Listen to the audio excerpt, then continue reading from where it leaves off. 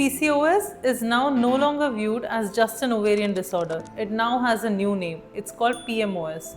Hi, I'm Dr. Aishwarya, your fertility specialist from Brahma IVF Fertility Center. P stands for polyendocrine, which means multiple hormones are involved. And M stands for metabolic, which implies the fact that there is a long-term risk of heart disease and diabetes. And O stands for ovarian, because ovaries can be seen cystic on ultrasound in some women but not everyone.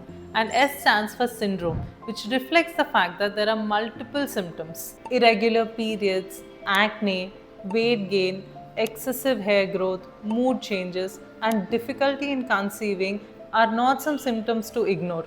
With early diagnosis and lifestyle changes, you can now make a major difference in your long-term health and fertility outcomes. Now, with this awareness, patients can be diagnosed earlier and treated accordingly.